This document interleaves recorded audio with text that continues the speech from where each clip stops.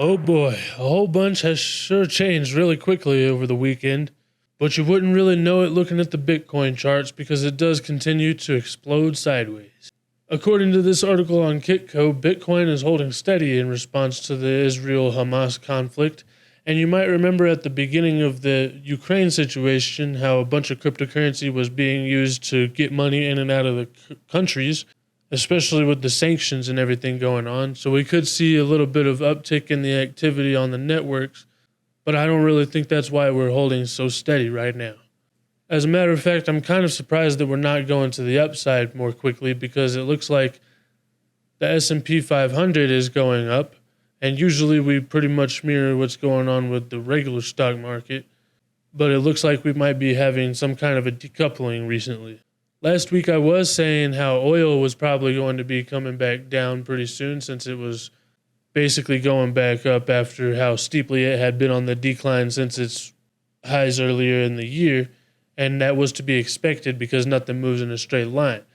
But if you look here at the chart, it has started to tick up because obviously a lot of oil comes from the Middle East where the conflict is happening. But it hasn't made a higher high here yet, and it was actually on the decline, like I said it probably would be at the end of last week. And it still kind of remains to be seen if it's going to continue to the upside because no one's really sure of how it's going to actually affect the price of oil with the Israel and Palestine situation going on. As this article on MarketWatch says, it is possible that the Israel-Hamas war leads to a resurgence of inflation via higher oil prices. If this conflict remains contained between Israel and Hamas, it probably won't have larger ramifications on the financial markets in the long term. But if the conflict spreads to other regions, it could cause a raise in oil prices, and that would definitely be inflationary and would affect what the Fed is trying to do. So maybe this has something to do with why Bitcoin isn't on the rise today with the rest of the stock market. It might have to do with the fact that if this does cause inflation to go up, then it might mean that the Fed is going to have to continue raising interest rates or something like that. But I kind of doubt it because I'm sure the Fed is going to have to continue printing money because we're probably going to be sending all kinds of money to Israel over this thing.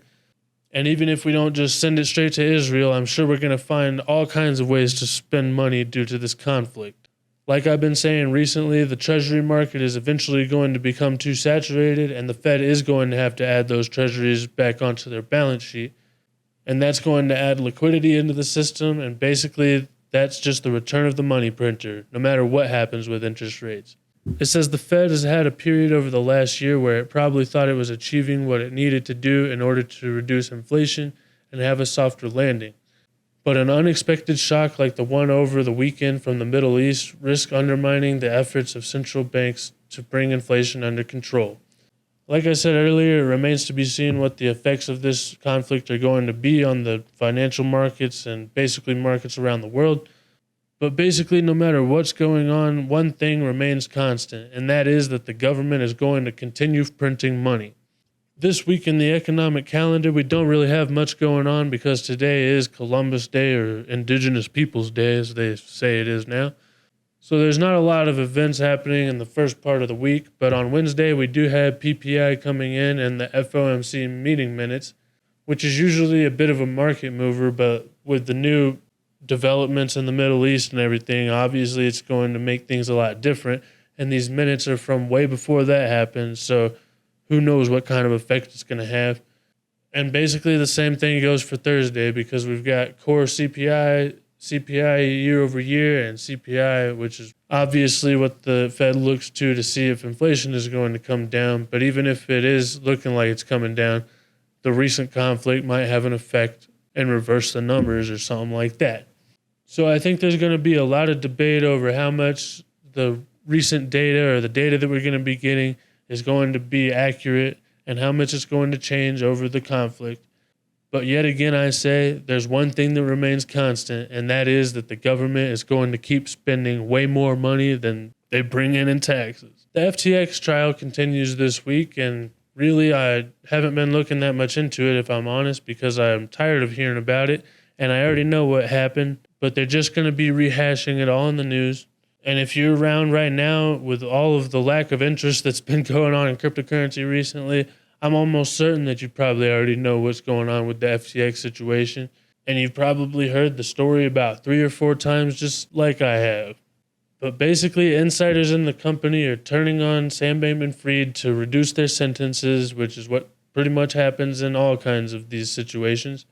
And over 4 hours of testimony, Gary Wang, the co-founder of Alameda Research and FTX, alongside Sam Bankman-Fried, provided in-depth details about the relationship between the companies and how the crypto empire ended up with $8 billion in the hole in customer assets. And basically, from what I can tell, the real problem is that nobody did their due diligence when promoting or investing in the company or in taking money from them for advertisement deals or anything like that.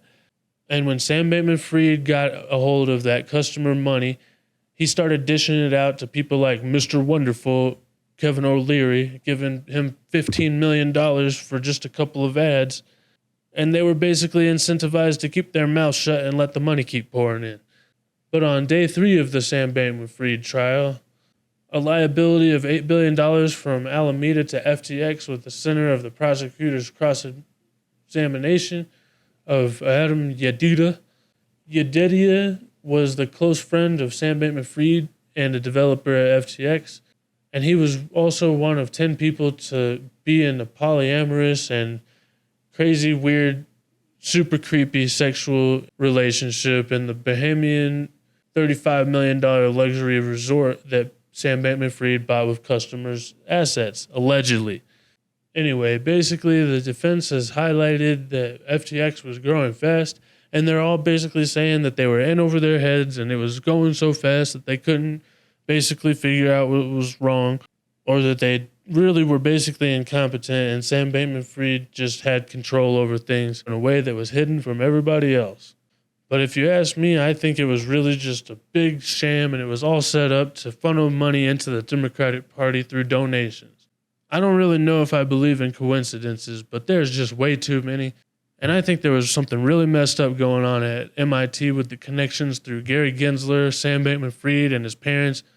And it just seemed way too easy for Sam Bankman-Fried to be able to get in to speak to Congress and get approval from things like the SEC and just fly under the radar and be the golden boy of the Democratic Party and all of that stuff, while simultaneously just funneling all of the customers' assets into the Democratic Party. And then whenever it all collapsed, basically just using it as the storyline for the Democratic Party's anti-cryptocurrency army brigade situation that they're trying to run. It's insane, and really it just screams corruption to me. But really, I'm just a plebeian, and they don't want us to see behind the curtains of what's really going on during the circus. And if it was that easy to read between the lines and see through the lies, then we would all probably revolt. So let me know what you guys think in the comments. What happened to the damn Iron Dome? And how long is it going to take until they use this as an excuse to print a whole bunch more money? Either way, don't forget I've got new videos every Monday, Wednesday, and Friday with early access on X, and you can find my gear over at onlygoodcrypto.com. Also, if you want to chat with the community or get real-time updates on the markets, you can do that only in the Only Good Crypto Discord server. Links down in the description to that as well. And don't forget to hit the like, follow, and subscribe buttons. I hope you guys have a wonderful day, and I'll see you guys next time. Bye.